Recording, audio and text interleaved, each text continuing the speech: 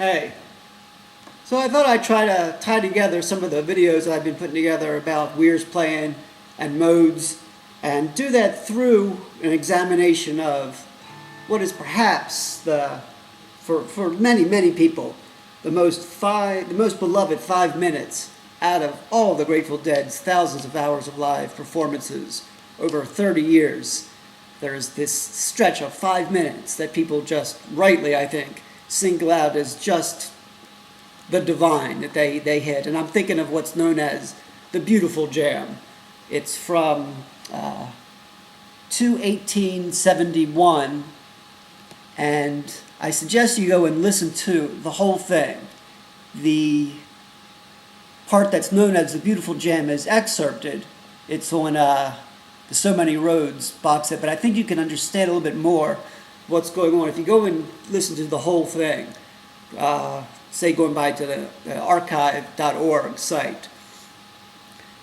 They do a round of Dark Star, then they make a transition into Wharf Rat, then they come back into Dark Star, and about a minute into the second part of Dark Star after Wharf Rat is when this Beautiful Jam comes out. So what I wanted to do was talk about some of the modes, review some of the stuff we've been talking about, try to give you my sense as to what's going on, and try to really solve what I think is a mystery as to why it only happened once. Because as we'll see, the way that the mode is set up for this song, Dark Star, it's inviting a transition to the Beautiful Jam whenever they played it. And what's amazing and unfortunate, because it's so incredible, is that they only did it once. So I'll try to bring that out.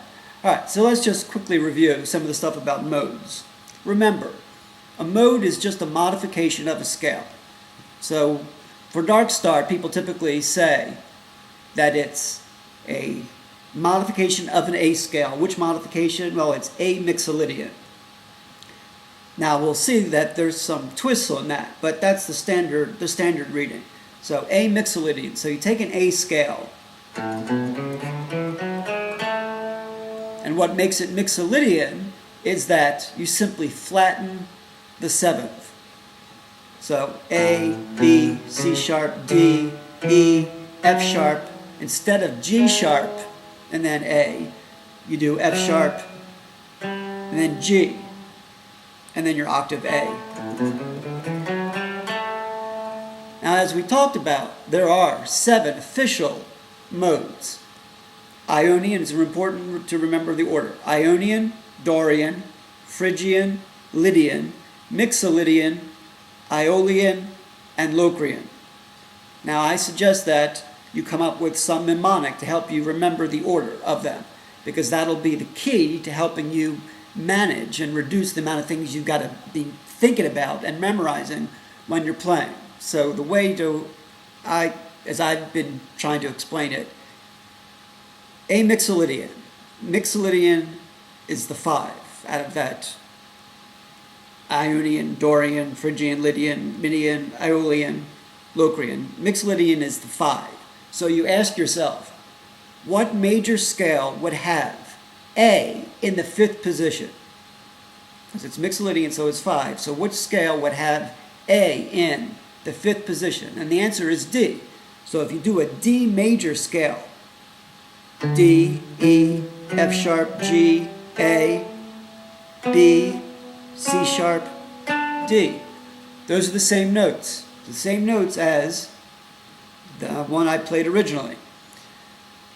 Now, what makes it an A mixolydian, a modification of an A scale as opposed to a D scale, is really important.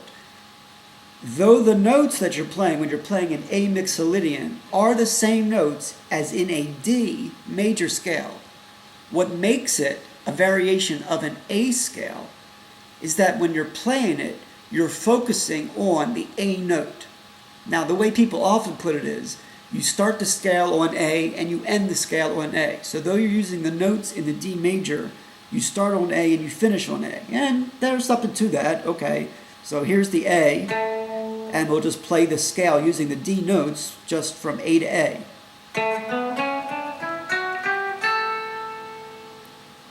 Okay, that's a good enough explanation. what it tends to do is, if you think about it that way, is it really confines you. It makes you forced to start your scales with A and end with A. And that's pretty tedious and boring and very limiting. So I think a more liberating way is, when you're thinking about A mixolydian, is use the D major scale, but make the A in a way the focus. You don't have to necessarily start your licks with A or leave or return to A, but make A in some way the focus. Come back and make contact with the A. Focus, emphasize the A, hit it more often than others. And here's the way, for instance, Dark Star makes use of it, or one of the ways in which it makes use of it.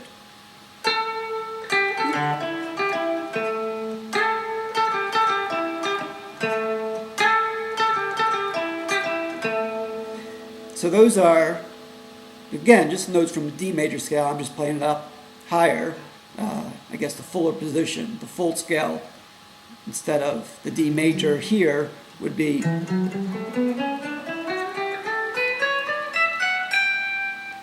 So I was just doing.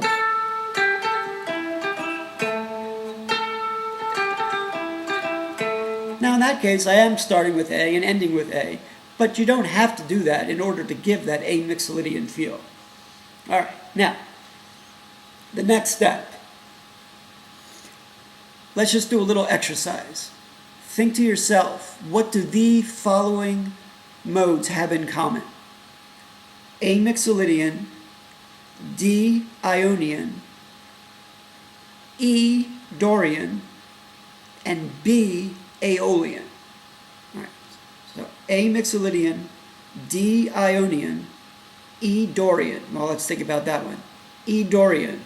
D is the second position. So what scale would you use that would have E as the second note? Answer D. All right. How about B Aeolian? Well, Aeolian is in the sixth position. So what scale, what major scale would have a D in the sixth position? Answer B. Sorry, answer D. If you start with D, the B ends up in the sixth position. So let's just do it. 1, 2, 3, 4, 5, 6. There's your B. So in other words, A mixolydian, D Ionian, which is just D major, E Dorian, and B Aeolian all have in common the same notes, the notes of the B major scale. What makes for the difference between those different modes is simply which note you're emphasizing. And I mention this because it's going to be helpful when we think about the beautiful jam. Now, Garcia actually said that when he plays Dark Star, he thinks of it not only as A mixolydian, but also thinks of it as E Dorian. So if you're practicing and you want to get the Dark Star feel, try making your focus, instead of the A, make the focus the E. Do some riffs that use the notes from the D scale, but use the E as your focus.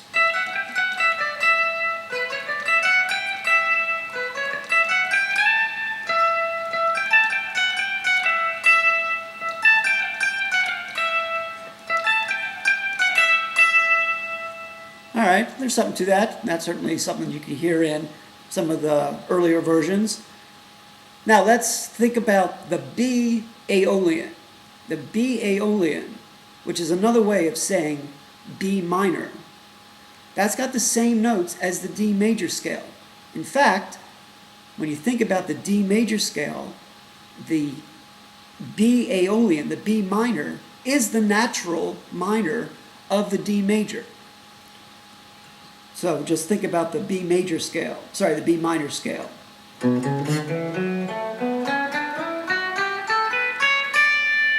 Same notes.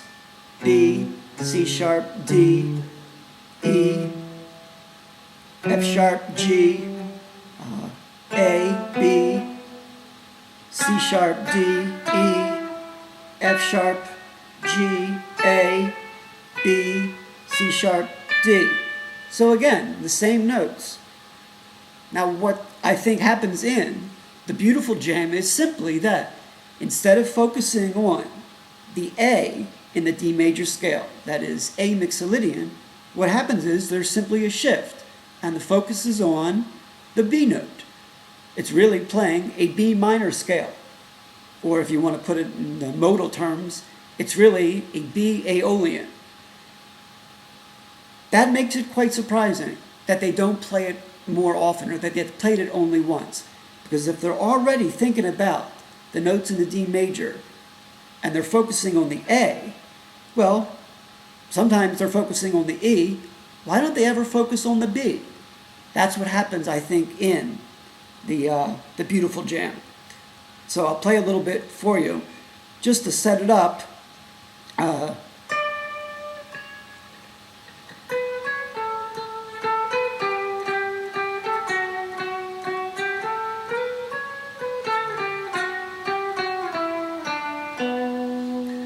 Think about the rhythm part. So I think the rhythm part is really B minor, essentially 2 measures of that, followed by A major, 2 measures of that. And of course, for Weir, it's going to involve all kinds of extra frills and thrills, but we'll leave that alone, just to give you the sense of it.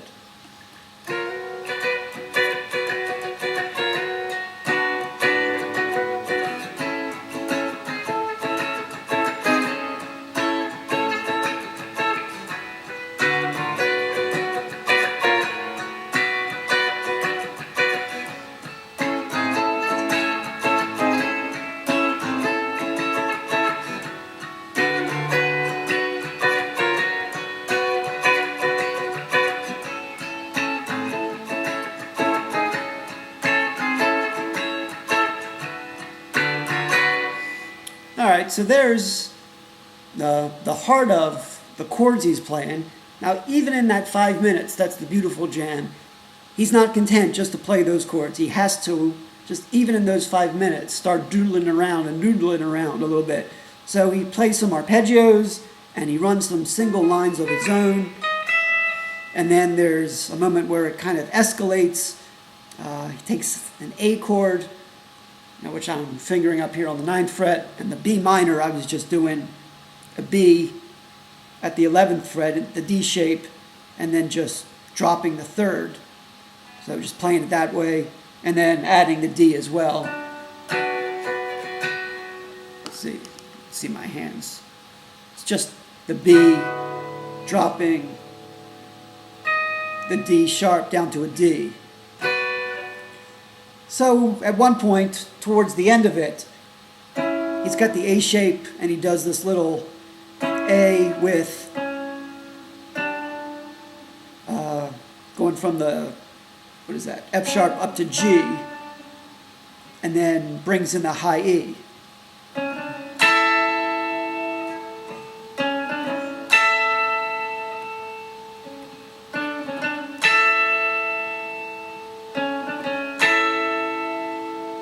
Just as he typically does, just add some extra flavor and dimension to it.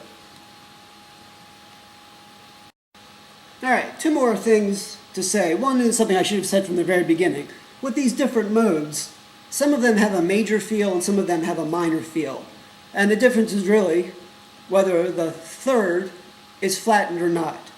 The Dorian mode is you can think of it as a minor feeling mode. It's got a flattened 3. It's also got a flattened 7, I believe. The Aeolian is flattened 3, flattened 6, and the flattened 7th as well. The Phrygian mode also has a flattened 3. I forget what else it has offhand, sorry. But those are ones that have a minor feel. And in Dark Star, the minor feel makes sense. It would make sense that Garcia would talk about playing E Dorian, because what Weir is doing often is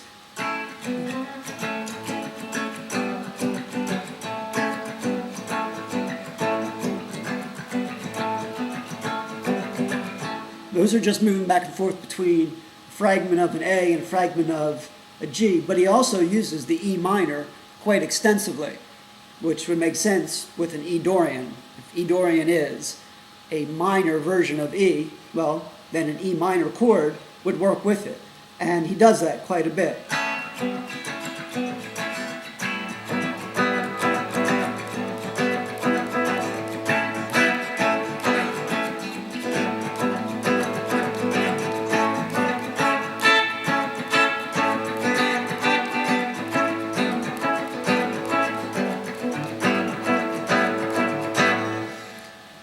of the things we're left with, as I said, is the mystery of why they didn't do this jam more often. It seems like it's right there for them. They're playing the notes in the D major, they're focusing on A, sometimes they're focusing on E. Why they didn't go back and ever focus on the B note, in this case the B minor, which would have been appropriate given that it's a D major scale that we're working with ultimately, it's just a mystery. What led to it? This is the final point. What led to it? Who knows? Here's my guess. If you go back and you listen to the transition from War fret back into Dark Star, what you'll hear is that the B note actually is playing a significant role. In War fret, you've got the A sus2 with the ringing high B note.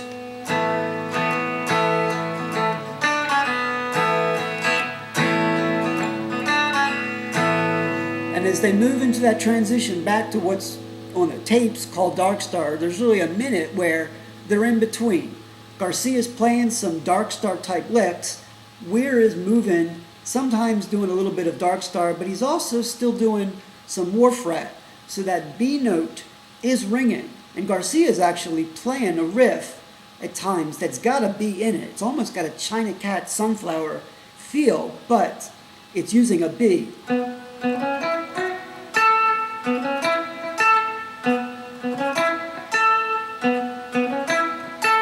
So you got that little riff starting with the B. You got Weir playing a chord that's got B in it, and then the little lick that opens up the B again. So the B is resounding. They're moving into Dark Star, and my guess is they just decided to just go for it. The B was there. They know they're moving to Dark Star with the D major notes. B is in the vicinity, so what makes sense given the modes and given that it's based around a D major? Well, B minor is what goes with D major, so they just went for it and gave us those beautiful 5 minutes. So I hope that helps give a little bit of insight into that beautiful jam, and see you soon.